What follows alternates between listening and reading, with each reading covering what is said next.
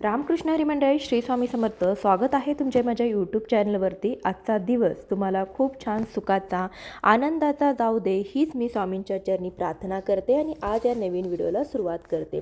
येत्या 19 मार्चला म्हणजे गुरुवारी आलेली आहे गुढीपाडव्याचा सण. गुढीपाडवा हा सण नववर्षाचा पहिला सण असतो. या दिवसापासूनच मराठी नवीन वर्षाची सुरुवात होत असते. गुढीपाडवा हा चैत्र शुद्ध प्रतिपदेला साजरा केला जातो आणि गुढीपाडवा हा दिवस साधासुद्धा दिवस नसून तो 3.5 शुभ मुहूर्तापैकी असलेला एक महत्त्वाचा दिवस आहे. या दिवशी आपण जे काही महत्त्वाचे काम हातात घेतो किंवा जो आपण एखादा प्रभावी उपाय करतो तर तो सिद्ध होतो. त्या उपायाचं, त्या सेवेचं आपल्याला शीघ्र फळ हे प्राप्त होत असतं. अशी मान्यता आहे की ब्रह्मदेवाने या गुढीपाडव्याच्याच दिवशी विश्वाची निर्मिती केली होती आणि सत्ययुगाला सुरुवात झाली. तसेच रावणाचा पराभव करून प्रभू श्रीराम अयोध्येमध्ये परतले. त्यांच्या आनंदाच्या प्रसंगी सर्वांनी गुढ्या उभारून प्रभू श्रीरामांचं स्वागत केलं होतं आणि म्हणून अनेक ठिकाणी गुढीपाडव्याच्या दिवशी गुढीला साडी न बांधता भगवा झेंडा जो आहे तर तो देखील लावला जातो. गुढी उभारणे म्हणजे विजयाची पताका, सुखसमृद्धी आणि नवचैतन्याचे प्रतीक मानले जाते आणि म्हणून आपण प्रत्येक जण गुढी उभारण्याच्या दिवशी घरासमोर गुढी उभारत असतो आणि गुढीला आपलं नववर्ष हे सुखाचं, समाधानाचं, आनंदाचं आणि भरभराटीचं जावो यासाठी प्रार्थना करत असतो. तसेच या पवित्र दिवशी कडुलिंबाची पाने आणि साखर खाऊन आरोग्याची नवीन सुरुवात देखील केली जाते. या गुढीपाडव्याच्या दिवशी सगळ्यात महत्त्वाची गोष्ट म्हणजे घरातील प्रत्येक स्त्री साडी घालत असते किंवा एखादा चांगला नवीन ड्रेस जो आहे तर तो सुद्धा परिधान करत असते. गुढीची पूजा करत असते. तसेच गुढीला सुद्धा नवीन साडी जी आहे तर ती बांधली जाते किंवा ज्याला आपण गुढीला साडी नेसवणं असं सुद्धा म्हणतो तर ती साडीसुद्धा आपण गुढीला घालत असतो. परंतु जर आपण गुढीला ज्योतिषशास्त्रानुसार योग्य रंगाची साडी घातली किंवा आपण सुद्धा योग्य रंगाची साडी नेसून गुढीची पूजा केली किंवा नवीन वर्ष जे आहे तर त्याची सुरुवात केली तर नवीन वर्ष हे सुखाचं, समाधानाचं आणि उत्तम आरोग्याचं जातं. आपल्या घराची भरभराट होते कारण की ज्योतिषशास्त्रानुसार प्रत्येक रंगाला एक विशेष असं धार्मिक महत्त्व आहे. प्रत्येक रंगातून आपल्याला एक सकारात्मक ऊर्जा, मानसिक शांतता आणि दैवी शक्ती जी आहे तर ती प्राप्त होत असते. म्हणून आजच्या व्हिडिओमध्ये मी तुम्हाला अतिशय महत्त्वाची माहिती सांगणार आहे. यंदा गुढीपाडव्याला कोणते शुभ रंग असणार आहेत, कोणत्या रंगाची साडी गुढीला नेसवून आपण गुढीची पूजा करायची आहे, कोणत्या रंगाची साडी गुढीला चुकून देखील घालू नये किंवा कोणत्या रंगाची साडी घालावी, तसेच या गुढीपाडव्याच्या दिवशी कोणत्या वेळेमध्ये गुढी उभारावी अशी संपूर्ण माहिती या व्हिडिओमधून मी तुमच्यासोबत शेअर करणार आहे. त्यामुळे तुम्ही हा व्हिडिओ स्किप न करता शेवटपर्यंत आवर्जून पहा. चॅनलवरती नवीन असाल तर सबस्क्राईब करा. असेच माहितीपूर्ण नवनवीन व्हिडिओज पाहण्यासाठी बेल आयकनलाही प्रेस करा म्हणजे जेव्हा कधी मी नवीन व्हिडिओ अपलोड करेन त्याचं नोटिफिकेशन सर्वात आधी तुम्हाला भेटेल आणि तुम्ही एक पण व्हिडिओ हा मिस करणार नाही. तसेच हाय बटनला देखील क्लिक करा. गुढीपाडवा हा दिवस 3.5 शुभ मुहूर्तांपैकी एक असलेला शुभ मुहूर्त आहे. म्हणून या दिवशी गुढी उभारली जाते. ही गुढी विजय, आरोग्य, समृद्धी आणि मांगल्याचे प्रतीक आहे, जी वाईट शक्तीचा नाश आणि नवीन वर्षाची सुरुवात देखील दर्शवते. आपल्या घराच्या दारात उभी असलेली गुढी वाईट प्रवृत्तीचा नाश करते आणि सुख, समृद्धी व आरोग्य आपल्या घरामध्ये आणत असते आणि म्हणून या दिवशी गुढी उभारली जाते. आता या गुढीपाडव्याच्या दिवशी गुढी कोणत्या वेळेमध्ये उभारावी तर पहा. गुढीपाडव्याच्या दिवशी सूर्योदयानंतर लगेचच म्हणजे सकाळच्या आपण 8च्या आत गुढी उभारणं शुभ मानलं जातं. पहाटे तुम्हाला लवकर उठून अभ्यंग स्नान करायचं आहे कारण गुढीपाडव्याच्या दिवशी अभ्यंग स्नान केलं जातं जेणेकरून आपल्यामध्ये असणारी वाईट शक्ती, नकारात्मकता, दोष जे आहे तर ते नाहीसे होतात. नवीन वर्षामध्ये आपली भरभरून प्रगती होते. म्हणून या दिवशी पहाटे अभ्यंग स्नान केलं जातं. या गुढीपाडव्याच्या दिवशी जेवढे महत्त्व गुढी उभारण्यासाठी दिलं जातं तेवढंच महत्त्व स्नानासाठी सुद्धा दिलं जातं आणि म्हणून या दिवशी आंघोळीच्या पाण्यामध्ये 2 कडुलिंबाची पाने, थोडीशी हळद टाकून तुम्हाला सकाळी लवकरच स्नान करायचं आहे. स्नान करून झाल्यानंतर लगेचच तुम्हाला गुढी उभारण्याची तयारी करायची आहे. आता गुढी उभारण्यासाठी आपल्याला बांबू जो असतो तर तो म्हणजे बांबूचं जे लाकूड असतं, काठी असते तर ती पाहिजे असते. प्रत्येकजण प्लॅस्टिकचे पाईप वापरतात किंवा इतर कोणत्याही झाडाच्या फांद्या वापरतात, परंतु खरं तर गुढी उभारण्यासाठी बांबूचाच खरा मान जो आहे तर तो असतो. या दिवशी मार्केटमध्ये सगळीकडे बांबू विकण्यासाठी असतात म्हणून तुम्ही गुढी उभारण्यासाठी तिथून बांबूची खरेदी करू शकता. जर तुमच्याकडे अगोदर जुना बांबू असेल तर तोच तुम्ही स्वच्छ धुवून घ्यायचा आहे आणि त्यानंतर गुढी उभारण्यासाठी तुम्हाला वापरायचा आहे। आता गुढी उभारताना तुम्हाला सकाळी 6 ते 8 या दरम्यान गुढी उभारायची आहे। बरेच जण काय करतात, दुपारी 11 ते 12 या दोन कोणत्याही वेळेमध्ये गुढी उभारतात, परंतु खरं तर गुढी उभारण्याचा जो शुभ मुहूर्त असतो तो शुभ वेळेची असते तर ती सकाळी 6 ते 8 या दरम्यानच आपल्याला गुढी उभारायची असते। गुढी उभारताना नेहमी घरातील पूर्व किंवा उत्तर दिशेला अंगणामध्ये किंवा बाल्कनीमध्ये गुढी उभारणं श्रेयस्कर मानलं जातं, कारण हा दिवस 3.5 शुभ मुहूर्तांपैकी एक सुद्धा आहे। या दिवशी या ज्या दिशा आहेत तर त्या खूप शुभ मानल्या जातात। गुढीसुद्धा आपण आपल्या कुटुंबाची आपल्या घराची प्रगती होण्यासाठी उभारत असतो, म्हणूनच या दिशेला गुढी उभारणं शुभ मानलं जातं। गुढी उभारताना चुकूनही तुम्ही दक्षिण दिशेला तोंड करून गुढीची पूजा करू शकता। अशा पद्धतीने गुढी जी आहे तर ती अजिबात उभारू नका। दक्षिण दिशा सोडून तुम्ही कोणत्याही दिशेला गुढी जी आहे तर ती उभारू शकता। शक्य असेल तर जागा असेल तर घरातील पूर्व किंवा उत्तर दिशेला तुम्ही गुढी जी आहे तर ती उभारू शकता। आता तुम्ही घरासमोर गुढी उभारणार असाल तर घराच्या उजव्या बाजूला तुम्ही ही गुढी जी आहे तर ती उभारायची आहे। आता बरेच जण मधोमध किंवा डाव्या बाजूला उभारतात, परंतु ज्योतिषशास्त्रानुसार घरासमोर तुम्ही गुढी उभारत असाल तर जेव्हा तुम्ही बाहेरून घरामध्ये प्रवेश करता तर जी तुमची उजवी बाजू असते तर ते उजव्या बाजूला तुम्ही गुढी जी आहे तर ती उभारायची आहे। यंदा चैत्र महिन्यातील प्रतिपदा तिथी 19 मार्च 2026 रोजी सकाळी 6:55 सुरू होणार असून ती 20 मार्च 2026 पहाटे 4:50 असणार आहे। अशा परिस्थितीत उदय तिथीनुसार 19 मार्च रोजी गुढीपाडव्याचा सण साजरा केला जाईल। हिंदू दिनदर्शिकेनुसार गुढीपाडव्याचा शुभ मुहूर्त 19 मार्च रोजी सकाळी 6:44 पासून ते सकाळी 8:14 असणार आहे। अभिजित मुहूर्त दुपारी 12:04 पासून ते दुपारी 12:53 असणार आहे। लाभ मुहूर्त दुपारी 12:46 पासून ते दुपारी 2:17 असणार आहे। अमृत मुहूर्त दुपारी 2:17 पासून ते दुपारी 3:49 असणार आहे। गुढी उतरवण्याचा शुभ मुहूर्त 19 मार्च रोजी सायंकाळी 5:18 पासून ते सायंकाळी 6:49 असणार आहे। इतर मुहूर्तांमध्ये तुम्ही जे गुढीपाडव्याच्या दिवशी नवीन खरेदी वगैरे करणार असाल तर ती इतर अमृत मुहूर्तामध्ये अभिजित मुहूर्तामध्ये करू शकता, परंतु गुढीपाडव्याला गुढी जी उभारायची आहे तर ती सकाळी 6:44 पासून ते 8:14 उभारावी। गुढी उभारताना गुढीला फक्त कडुलिंबाची पाने वापरली जात नाही तर गुढीला नवीन वस्त्र तसेच कडुलिंबाची पानं, फुलांचा हार, साखरेच्या गाठी, रेशमी वस्त्र, आंब्याची पानं इत्यादी वस्तू लावून ही जी गुढी आहे तर ती उभारली जाते आणि सायंकाळी जेव्हा सूर्य मावळतो त्यावेळेस आपल्याला ही जी गुढी आहे तर ती उतरवायची आहे। जी काही तुम्ही कडुलिंबाची पानं त्यामध्ये लावलेली होती तर ती पानं घरातील प्रत्येक व्यक्तीने एक एक तरी पान यावेळेस खायचं आहे, कारण की त्यामध्ये एक दैवी शक्ती जी आहे तर ती एकवटलेली असते। आपण त्याची गुढीची पूजा करत असतो, त्या गुढीमध्ये एक लक्ष्मीचा वास असतो आणि म्हणून आपल्याला एक एक कडुलिंबाचं पान जे आहे तर ते खायचं आहे। त्यातील एक कडुलिंबाचं पान जे आहे तर ते तुम्ही गव्हाचं बाजरीचं पीठ तुम्ही जे वापरता घरामध्ये तर त्यामध्ये तुम्हाला टाकायचं आहे आणि बाकीची पानं जी आहेत तर ती तुम्हाला निर्माल्यामध्ये तुम्ही टाकू शकता। त्यातलं एखादं पान जे आहे तर ते तुम्ही तुमच्या पर्समध्ये देखील ठेवू शकता।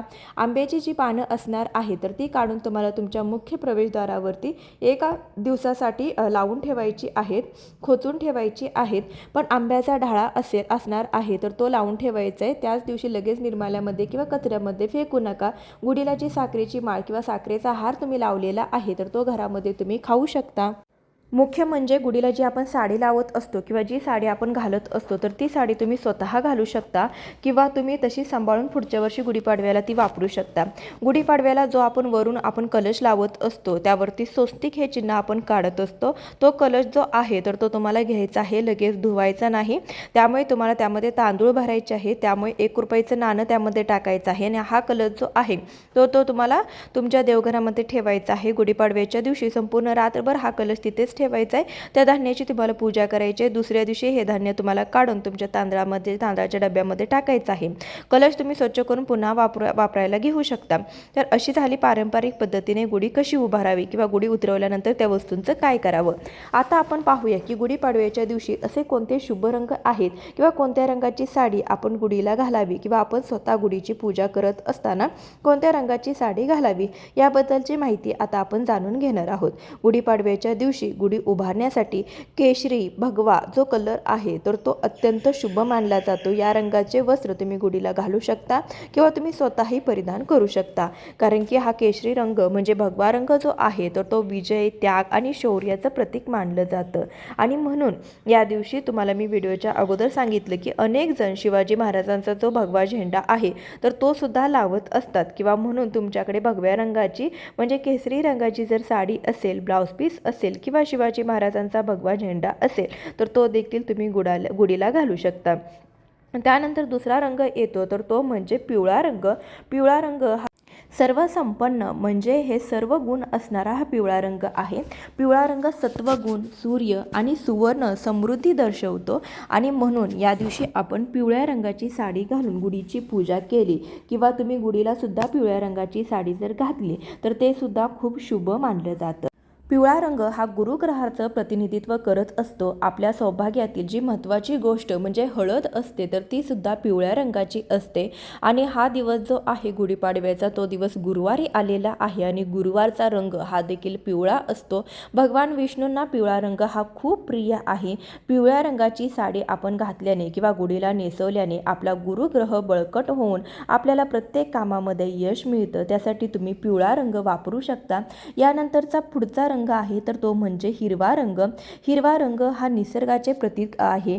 समृद्धी, निसर्ग आणि नवीन सुरुवातीचं हे चिन्ह आहे आणि गुढीपाडव्यापासूनच नववर्षाची सुरुवात देखील होत असते. म्हणून आपल्याला जर या दिवशी शक्य असेल तर हिरव्या रंगाची साडी तुम्ही स्वतः घालून गुढीला सुद्धा हिरव्या रंगाची साडी घालू शकता. त्यानंतरचा पुढचा रंग आहे तर तो म्हणजे लाल रंग. लाल रंग म्हणजे सौभाग्याचं प्रतीक आहे. पावित्र्य, मंगलमय आणि उत्साहाचं प्रतीक म्हणून लाल रंग जो आहे तर तो ओळखला जातो. सौभाग्यवती स्त्रियांसाठी लाल रंग हा अतिशय पवित्र आणि शुभ असतो आणि म्हणून या दिवशी तुम्ही लाल रंगाची साडी सुद्धा नेसू शकता. गुढीपाडव्याला सुद्धा तुम्ही लाल रंग जो आहे तर तो वापरू शकता. त्याची साडी तुम्ही नेसवू शकता कारण की लाल रंग हे सौभाग्याचे, समृद्धीचे प्रतीक मानले जाते. माता लक्ष्मीला लाल रंग हा अतिशय प्रिय आहे. त्यासाठी नववर्षाची सुरुवात आपण लाल रंगाने केली तर नक्कीच भगवान सूर्यदेवाचे, माता लक्ष्मीचे आशीर्वाद हे आपल्याला भरभरून प्राप्त होतात आणि वर्षभर आपल्याला कशाचीही कमतरता भासत नाही. एक उत्तम तेज आपल्याला प्राप्त होतं. त्यासाठी लाल रंग हा अतिशय शुभ मानला जातो. त्याचबरोबर या दिवशी तुम्ही गुलाबी रंग हा सुद्धा अतिशय शुभ मानला जातो. गुलाबी रंग हा प्रेम आणि प्रसन्नतेचं प्रतीक आहे. म्हणून या दिवशी तुम्ही गुलाबी रंगाची साडी नेसू शकता किंवा गुढीला सुद्धा तुम्ही गुलाबी रंगाची साडी जी आहे तर ती घालू शकता. यानंतरचा पुढचा रंग आहे तर तो म्हणजे सोनेरी रंग. बघा, सोनेरी रंग जो आहे तर तो इतर रंगा इतकाच शुभ मानला जातो कारण की सुवर्ण आणि ऐश्वर्याचं प्रतीक मानलं जातं. म्हणून या दिवशी तुम्ही सोनेरी रंगाची साडी सुद्धा नेसू शकता आणि गुढीला सुद्धा तुम्ही घालू शकता. आता या दिवशी असे कोणते दोन रंग आहेत जे आपल्याला चुकूनही नेसवायचे नाहीत किंवा गुढीला देखील घालायचे नाहीत. कोणत्या रंगाची साडी तुम्हाला या दिवशी वापरायची नाही त्यामध्ये सर्वात पहिला रंग आहे तो म्हणजे काळा रंग. गुढीपाडव्याला तुम्हाला काळा रंग हा पूर्णपणे वर्ष करायचा आहे कारण की गुढीपाडव्याच्या दिवशी चुकूनही काळा रंग हा वापरू नये कारण की हा रंग दुःखाचे आणि अशुभतेचे, शोक कार्याचे प्रतीक मानले जाते. त्यामुळे या रंगाची साडी, गुढीला वस्त्र कधीही वापरू नका. काळे नसावे किंवा ज्या साडीमध्ये काळा रंग खूप आहे तर अशी साडी देखील आपल्याला नेसवायची नाही. त्यानंतरचा पुढचा रंग आहे तर तो म्हणजे एकदम डार्क गडद निळा किंवा जांभळा जो रंग आहे तर ते सुद्धा सणासुदीला किंवा इतर गुढीपाडव्याच्या दिवशी आवर्जून टाळले जातात कारण की हे रंग आपल्या आयुष्यामध्ये नकारात्मकता आणत असतात. त्यानंतरचा पुढचा रंग आहे तर तो म्हणजे पांढरा रंग. आता पांढरा रंग जरी शांततेचं प्रतीक असला तरी देखील गुढीपाडव्याच्या दिवशी हा जो सण आहे तर तो 3.5 शुभ मुहूर्तांपैकी एक शुभ मुहूर्त असलेला दिवस आहे. या दिवशी पूर्ण पांढऱ्या रंगाची साडी नेसणे आवर्जून टाळावे. जर तुमच्याकडे पांढऱ्या रंगाची साडी आहे परंतु त्यावरती लाल रंगाची बॉर्डर आहे, पिवळ्या रंगाची बॉर्डर आहे किंवा त्या साडी साडीवरती लाल रंगाचा ब्लाऊज आहे अशी साडी तुम्ही घालू शकता, परंतु चुकूनही पूर्ण पांढऱ्या रंगाची किंवा दुधी कलरची, क्रीम कलरची अशी जी साडी असते तर ती स्वतःही वापरू नका आणि गुढीला देखील तुम्ही घालू नका.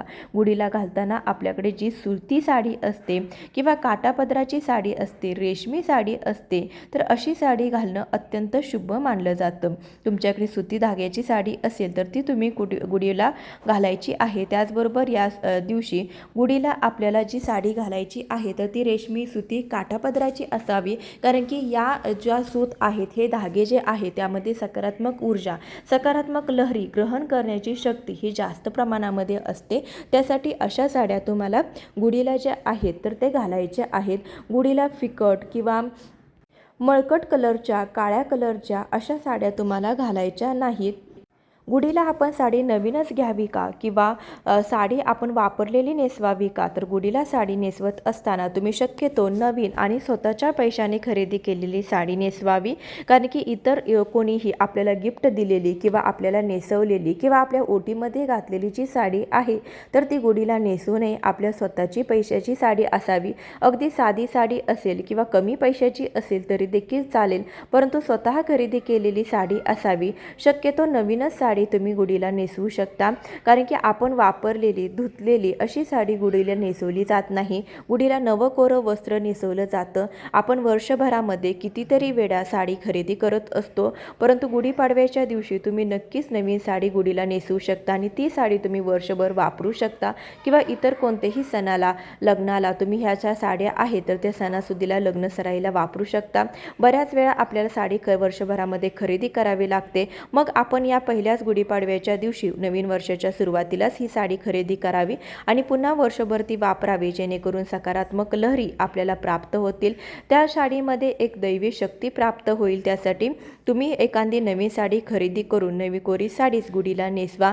जुनी, फाटलेली, वापरलेली, धुतलेली साडी गुढीला नेसवू नका किंवा कुणीही आपल्याला गिफ्ट म्हणून दिलेली साडी देखील गुढीला नेसवू नका.